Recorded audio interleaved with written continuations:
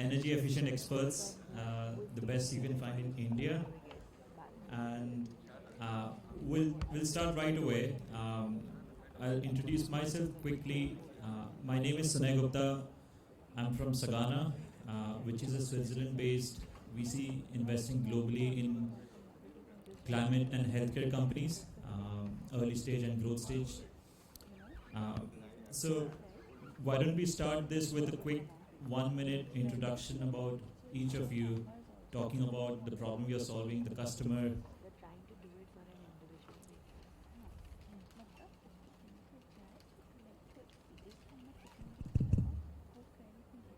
I'll go first. I'm Madhusudan from Urja Energy Engineering.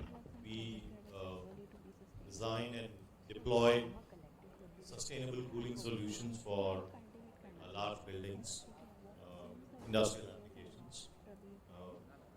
Our focus is primarily on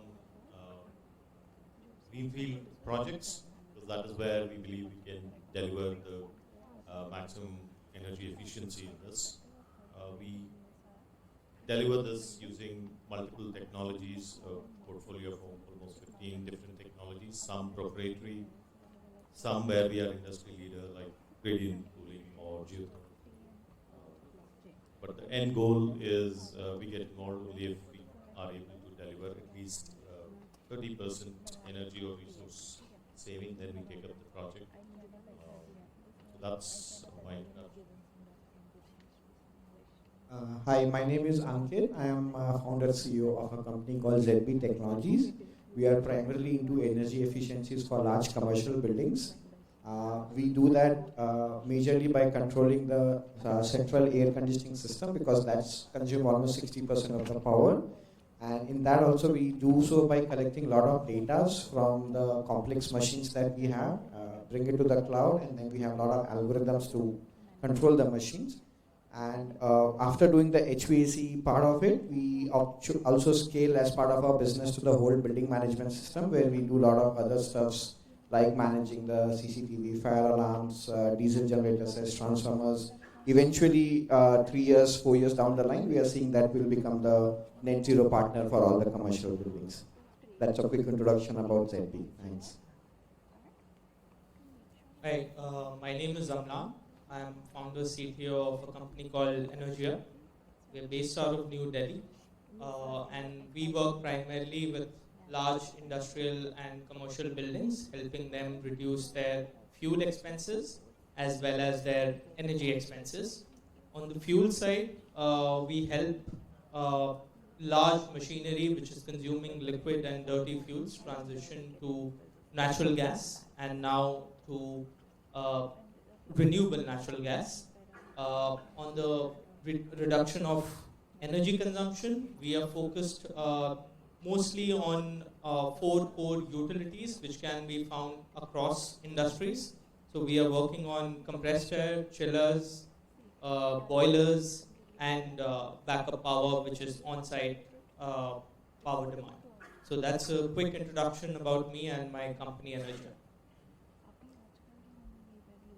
Hello everyone, I know it's a tea time, so probably we'll keep it entertaining. So myself, Jayesh Jain, I'm the co-founder of a company called Thermal G. It stands for Thermal Plus Electrical Energy. Along with me, Professor Satya Naran, who was here, is the co-founder.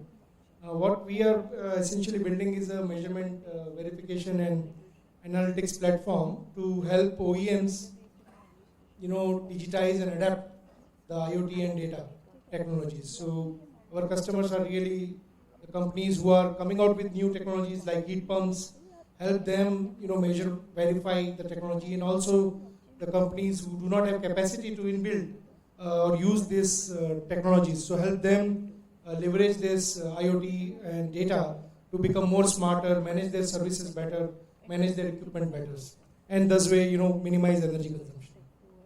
Thank you. I am Arjun. I'm the founder of Smart Joules. And what we are trying to build is a different type of utility company. All of you buy power from the grid, but you don't build your own power plants, right? You just need power. However, when we talk about utility services like cooling, compressed air, hot water, etc., Most people have to design it, build it, own it, operate it. And in the process, a lot of energy gets wasted. So what we are building is a company that offers all of these utilities as a service: design, build, own, operate, automate, analyze, optimize, so that you operate with very, very high efficiency and sell all of these things as a service to businesses, just like electricity is sold today. Thank you. Thank you, all of you. Let's start with you, Madhu. You said you work on radiant cooling, geothermal heating, and many of them are established technologies. Some of them are also being used by our great grandfathers in their houses. Why don't we see many such companies out in the market, and why the current buildings that are being designed ignorant of these things? Very interesting question. I was explaining somebody the same thing. So previous sessions, if you see, talked about, companies from solar industries, right? So what's their metric? We did so many gigawatt, we're on the way to 500 gigawatt, something like that, right? So the HVAC industry also has the same metrics. I sold so many tons, and next year I'm going to sell 20% more, and so on. So as long as your metrics are, your success metrics are going to be defined in how much tonnage you sold, it is difficult for that industry to gear itself to do exactly the opposite, where it says, hey, how I saved so many tons of installation this year.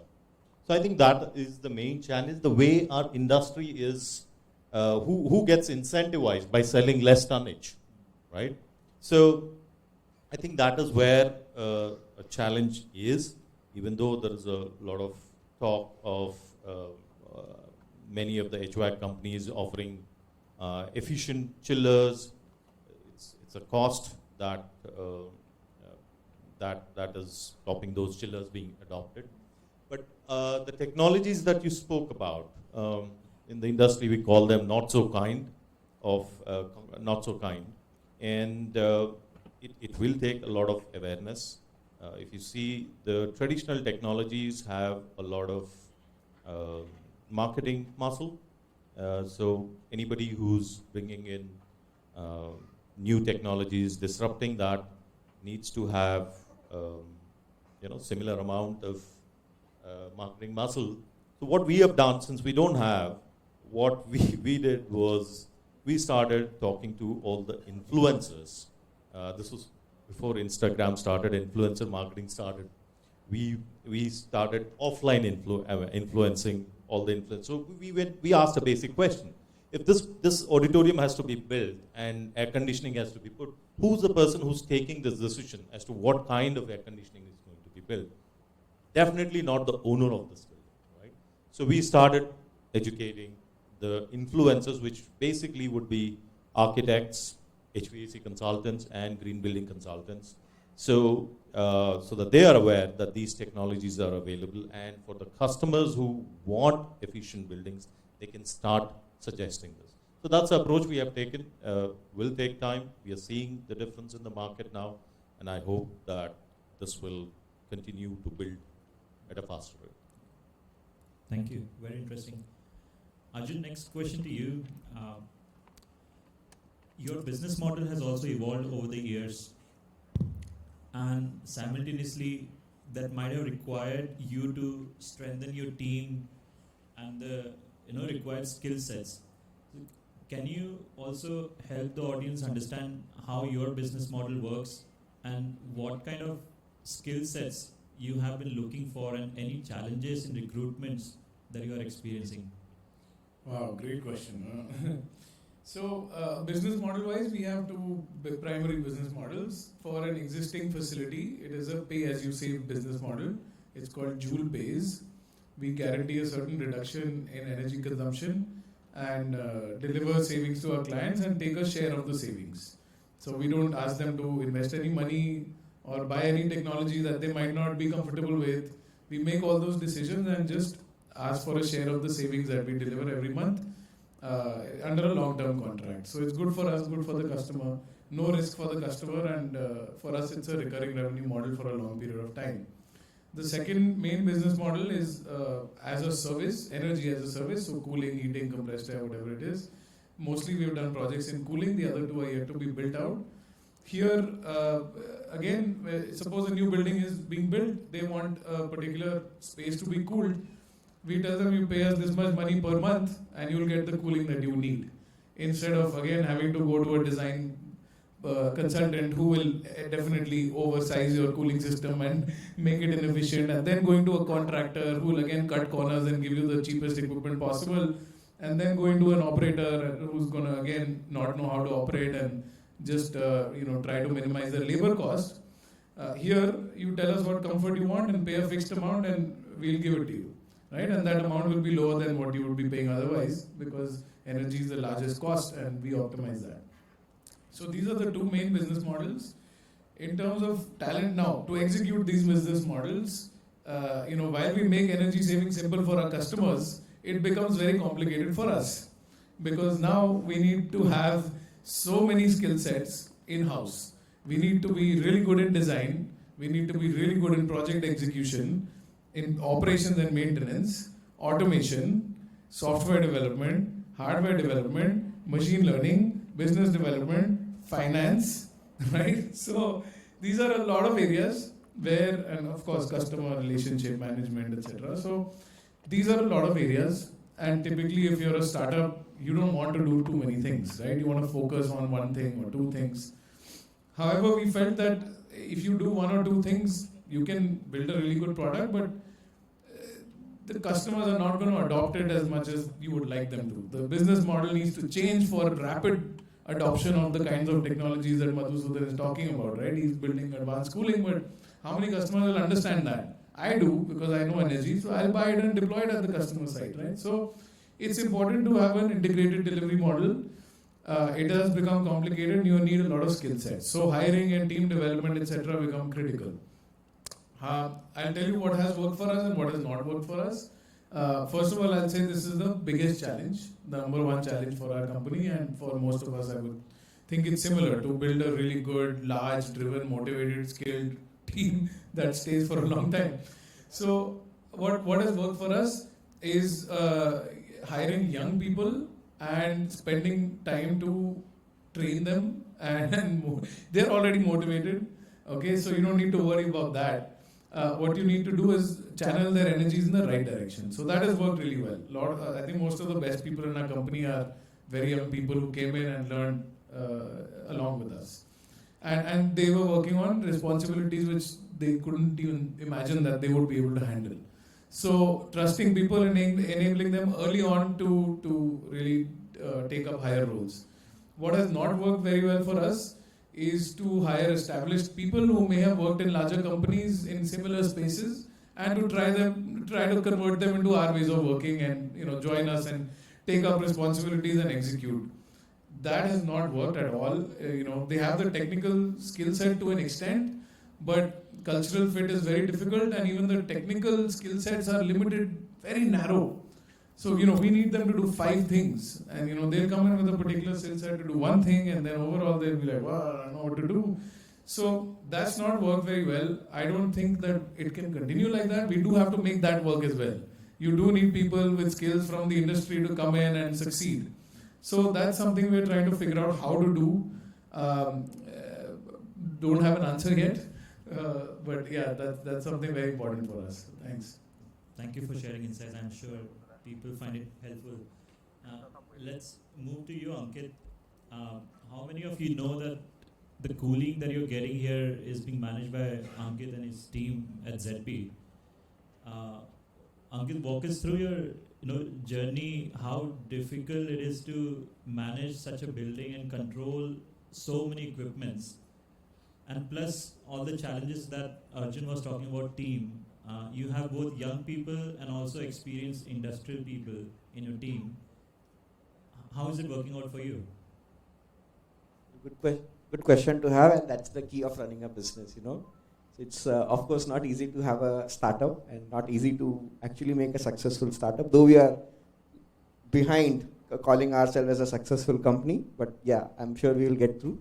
So, just I feel very privileged, and I can proudly say that we are housed in Research Park, and I think we have almost 300, close to 300 startups in the ecosystem, and I think I shamelessly say that I'm the one who utilizes Research Park and IIT the most to get the technology out of this ecosystem and actually do business out of it. So my journey started in 2010 when I came here to the campus, met Professor Ashok Jhunjhunwala, had no clue what to do, but with just an intention to do something in the engineering and learn more of engineering, And at the back of my mind, I always have a backup plan that if things doesn't work out well in Research Park, I always have family business to go and join. So that was, commercial risk was always taken care of. So 2 to 3 years, learned a lot of engineering stuffs in the campus. One fine day, Professor Ashok called me to his office and said, I am the chairman of Research Park. So most of you who don't know, we are right now sitting in the phase 2 of Research Park, and the phase 1 of Research Park is Block E, which you will see the tallest building in the campus, the 11th-story building. So that was kind of full-fledged running in 2013. And Prof called me and said, Ankit, I really like your passion towards engineering, and I think you can build a good company. Now, here's the problem statement. Can you bring the energy cost of Research Park? I said, yes, sir. Okay, what has to be done? He said, there is a machine called HVAC. I had no idea what HVAC is that time in 2013. It said, I actually signed check of 40 lakh rupees every month for this HVAC. I want this energy to bring down, to come down to half. So, that time my stipend was like 5,000 rupees per month that I was getting. And Prof was saying that I spent 40 lakh rupees per month, that too also for air conditioning bill. So being a Marwadi, maths started running. Okay, fine, 40 lakh rupees, even if I save, let's say 20% of thing, what Arjun was saying, energy as a service. So 8 lakhs per month I'm saving, can I get half of it? So 4 lakh rupees, I'll start making money. That's the business model started working. And that's what motivated, it can actually become a good business. So from campus, moved to Research Park, started my R&D in the Research Park, opened up machines here, had no clue what machines is all about, but learned everything from scratch about what air conditioning is, how does it work, what are compressors, what is temperatures, what are automations, what is power electronics, how do you control motor speed, how do you control compressors, how do you bring data to the cloud, multiple disciplines of engineering, and that was my passion. That's what I think I like a lot. So with 2.5 years of deep research about how these machines actually work, where are the pain points, and of course there was already a lot of companies there in the market, like big giants like Honeywell and Siemens, but we were trying to fill in the gaps what these companies are not able to solve it because of the lot of processes they have and all. So fairly made a lot of sense for us after doing a lot of deep diving that let's commercialize something. So in 2015 we started the company ZB, and once we started seeing the results in early pilots in the Research Park itself, Professor, who is the chairman of the Research Park, then actually decided that we will scale this technology in the entire Research Park. The phase 2 was just getting to build that time. And then again, through certain processes, because it's, we were able to successfully bid for the Research Park phase 2 because early stage startup where we have no balance sheet, no P&L, someone actually taking a risk of giving an order worth 6 crores, 7 crores to a startup has no balance sheet was actually a tremendous thing. But we were able to somehow convince the board of Research Park that yes, ZB can actually solve the problem. And now in 7 years, we proudly say that the entire Research Park is being managed by us.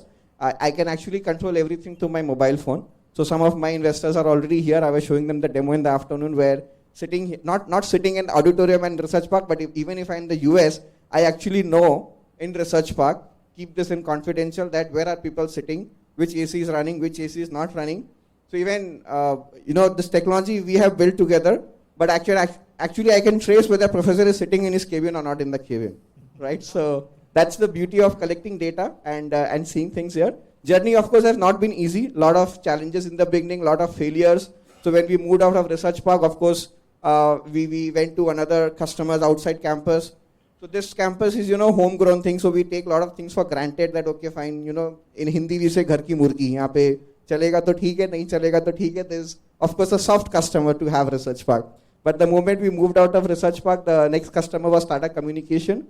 Then we started seeing, okay, fine, we can't take customers for granted. A lot of things started failing there.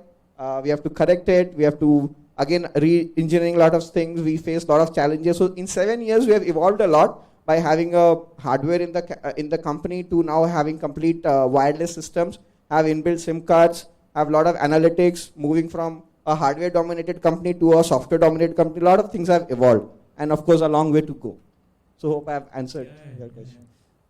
I'll move the team question to Jayesh actually. Jayesh, you started recently during the pandemic and you come from an industry background. What was that fueling inside you to start your own company? And when you are building your team, what is the driving factor that you see in people who wants to join you? Why are they excited in the first place about energy efficiency? It's not the most coolest area to be in. It's not. Is the voice? Hello?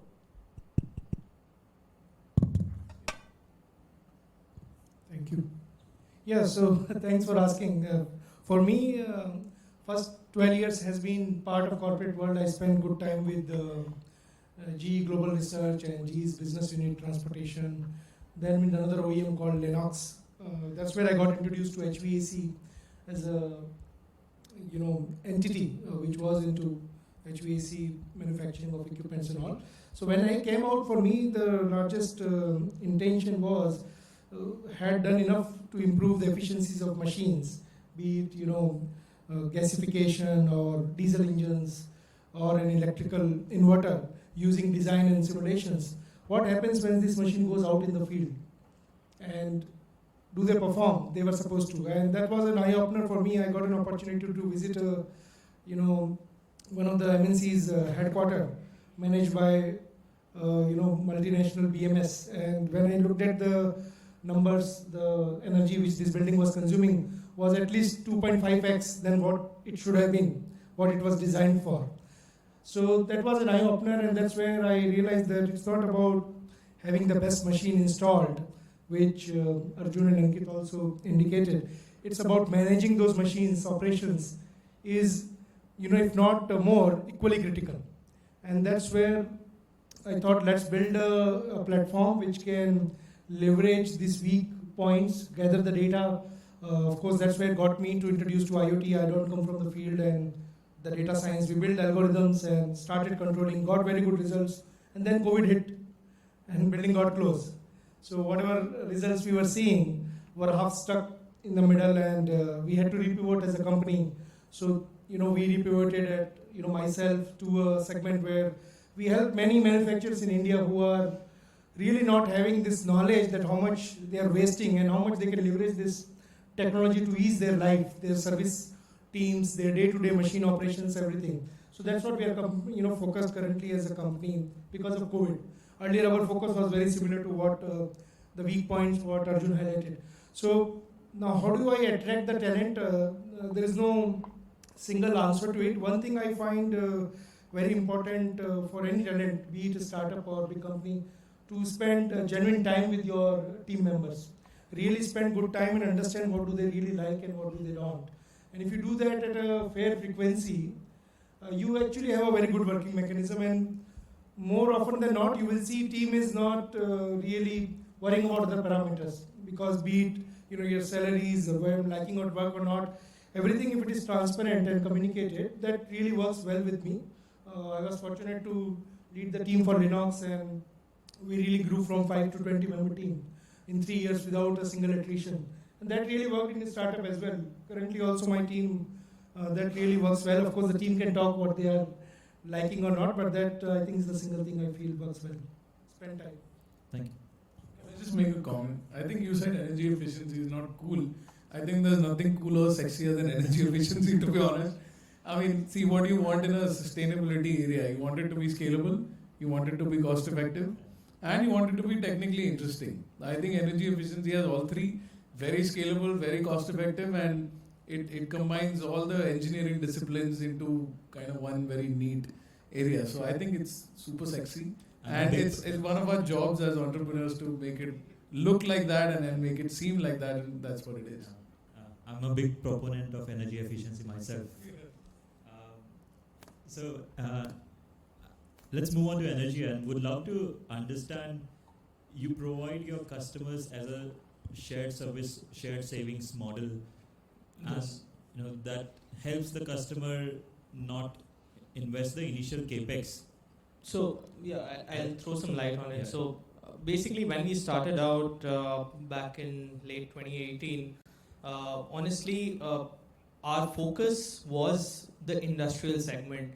I had no idea what an industry or what a factory looks like, what utilities are, what chillers are, what compressors are. So our initial first year was just visiting 100 odd factories.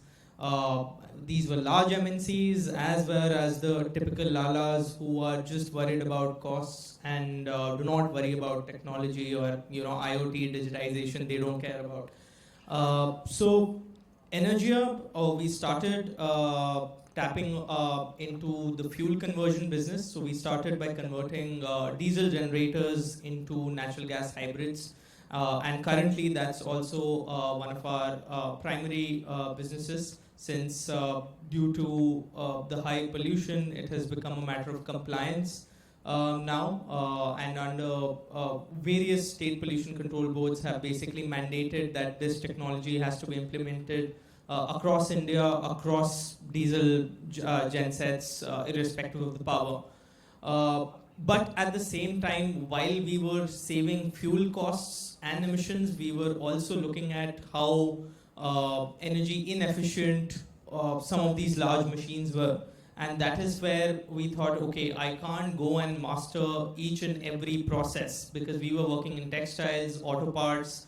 We were working across varied kinds of industries. So we thought, let's focus on utilities, which are cross-cutting. So a textile factory would also have air compressors, boilers, and an auto parts company would also have, DG sets, compressors, boilers. So we said, let's focus on these core utilities, irrespective of the size. And of course, every company here has their own IoT stack and all of that. So for us, IoT stack, or let's say digital monitoring, was never a product, because as I said, we were with companies, specifically the MSMEs who still don't care about the data. What they are worried about is, can you save me 1 rupee or 2 rupee? They are worried about that. So we said, okay, we will internalize this IoT platform, and we will currently also 80% of the time we are using the platform ourselves to basically identify where are the energy conservation measures.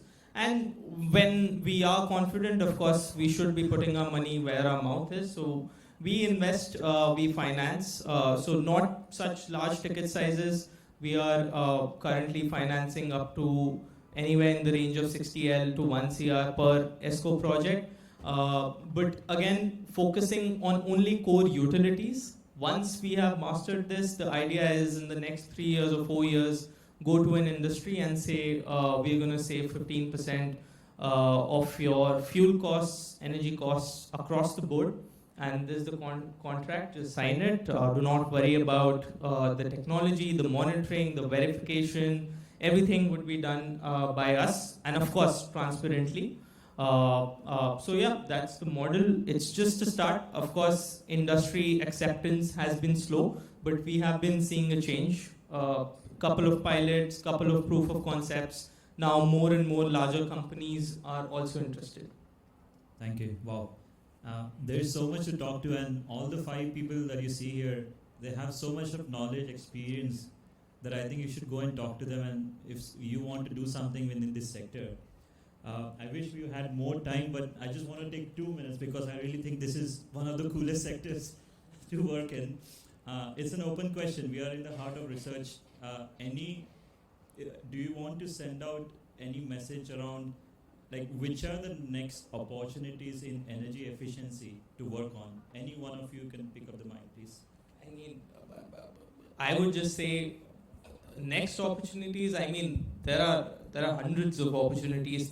The basics are not even correct in MSMEs if you go into tier 2, tier 3 facilities, and these are consuming electricity worth 20, 25 CR per annum. So the basics like compressors, VFDs, incorrect piping, sizing, of course. So even the basics are not correct. I would not rather speak on what's the future. Of course, there are a lot of exciting things coming up in the future, but even if we can implement half of these measures in like 10% of the industries, we would be actually making a significant impact. Yeah, just to add, we all know how LED bulbs have evolved. In 2000 we used to use that incandescent bulbs that was consuming 100 watts to give some illumination to our room. Then we had CFL that was consuming 30 watts, and now we have LEDs that is giving that consumes 5 watts and kind of give the same.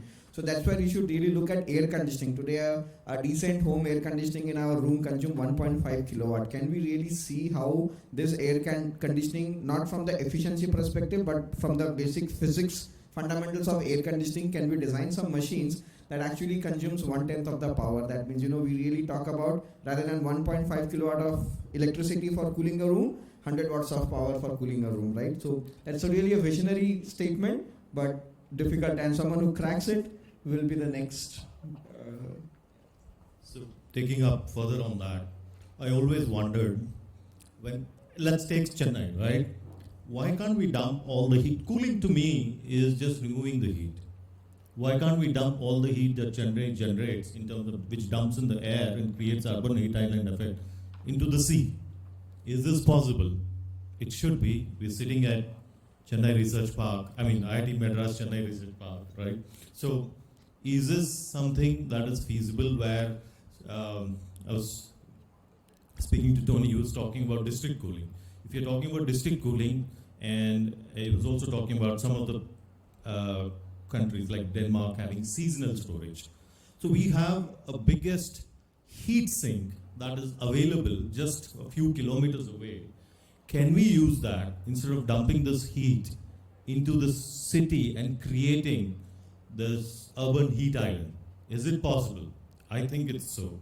But coming from researchers here, I think it'll carry more weight, just a food for thought. No, from me, as Salman mentioned, it's more in India, specifically the market is about basics. We have 8 million MSMEs here, and if you look at the way they are managing currently, their energy is just two basics. And if you can democratize this IoT piece to the whole over the country, make it so affordable, so that monitoring piece, without measuring you can't improve anything, be it health or be it energy.